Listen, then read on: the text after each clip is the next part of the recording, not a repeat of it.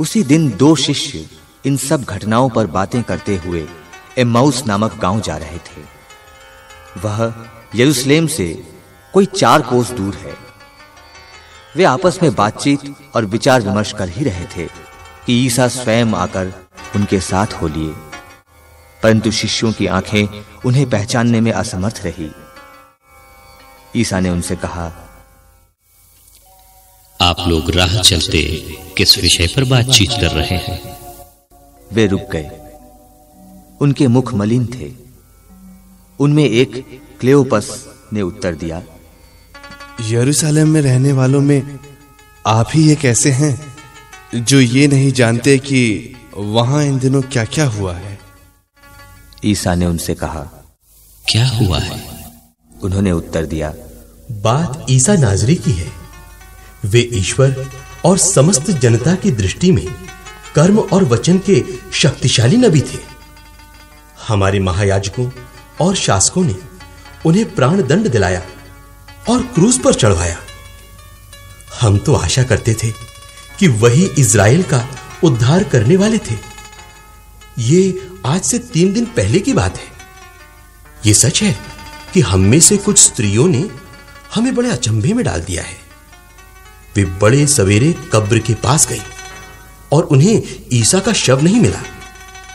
उन्होंने लौटकर कहा कि उन्हें स्वर्गदूत दिखाई दिए, जिन्होंने यह बताया कि ईसा जीवित हैं।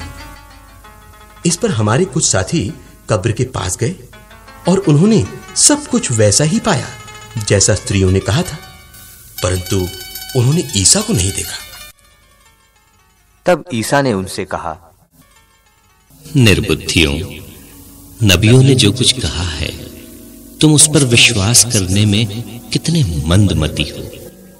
क्या यह आवश्यक नहीं था कि मसीह वो सब सहे और इस प्रकार अपनी महिमा में प्रवेश करें? तब ईसा ने मूसा से लेकर अन्य सब नबियों का हवाला देते हुए अपने विषय में जो कुछ धर्म ग्रंथ में लिखा है वो सब उन्हें समझाया। इतने में वे उस गांव के पास पहुंच गए जहां वे जा रहे थे। लग रहा था जैसे ईसा आगे बढ़ना चाहते हैं। शिष्यों ने यह कहकर उनसे आग्रह किया, हमारे साथ रह जाइए, सांझ हो रही है और अब दिन ढल चुका है। और वो उनके साथ रहने भीतर गए। ईसा ने उनके साथ भोजन पर बैठकर रोटी ली, आशीष की प्रार्थना पढ़ी और उसे तोड़कर उन्हें दे दिया। इस पर शिष्यों की आंखें खुल गई और उन्होंने ईसा को पहचान लिया, किंतु ईसा उनकी दृष्टि से ओझल हो गए। तब शिष्यों ने एक दूसरे से कहा, हमारे हृदय कितने उद्दीप्त हो रहे थे जब वे रास्ते में हमसे बातें कर रहे थे और हमारे लिए धर्म ग्रंथ की व्याख्या कर रहे थे। वे उसी घड़ी उठकर यरूशलेम लौट गए।